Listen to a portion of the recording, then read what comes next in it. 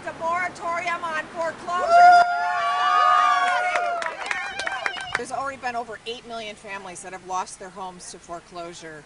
How many more families have to lose their homes, and how many more families have to be broken up and destroyed? Just no words to the damage that they're doing to young people. Cruz house! Cruz house! Everybody Cruz house! Cruz house! My journey started on 38th Avenue when my oldest son was 9 years old and homeless. And on a cold winter night, we housed ourselves in an abandoned house to keep me and my older son, Mark, from freezing to death on the streets of Minnesota. The Democrats and the Republicans are never going to talk about home foreclosures. They've participated in bailing out the banks across this country. And quite frankly, they don't give a damn about poor and working people. Like from the Obama administration talking about we represent Main Street and not Wall Street. Look at what the Obama administration has done. Really look at what Mitt Romney has done, and neither one of them have sided on the side of the American people. And I'm encouraging families that are facing foreclosure across the entire United States of America. We're anticipating 1 million families that'll join the same situation as my 3 nieces here. I'm encouraging those 1 million families to take a page from history, using the history of Rosa Parks. What could they do if those 1 million families just refused to leave their homes? The word poverty, I think, made it into the debates like twice, and that came from Mitt Romney. It didn't come from the Obama administration. They didn't talk about the foreclosure crisis.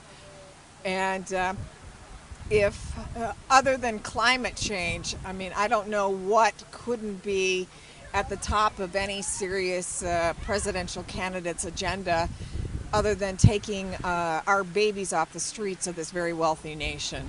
If Jill and I had been a part of the debate process, we would have talked about ending homelessness. We would have talked about the foreclosure crisis. We would have talked about mass incarceration, of the school-to-prison pipeline. We would have talked about the legalization of marijuana and ending the drug war. We would have talked about the fact that Obama has deported more immigrants in this country than any other president in history. We're not allowed into the debates. And so that's why Jill and I challenged the Commission on Presidential Debates.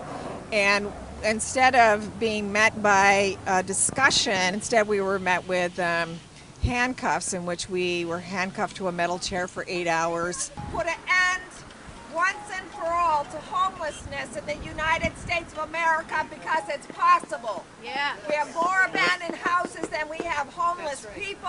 Sick and tired of our babies growing up on the streets of this wealthy nation. Lift the struggle of the Cruz family and all the other Cruzes across the entire country. We are very encouraged by the Occupy process, and in particular the Occupy Homes process that's taking place across this entire country. Now there's even conversation within the Occupy movement of having folks, different sections of the Occupy movement are thinking about officially endorsing Dr. Jill Stein and myself, which I think is a very important step, because we can't just have a social movement that's disconnected from electoral politics. If we look at social transformation in all different parts of the world, it's when a social movement and a political party that's independent of corporations link up, that's when things really begin to change.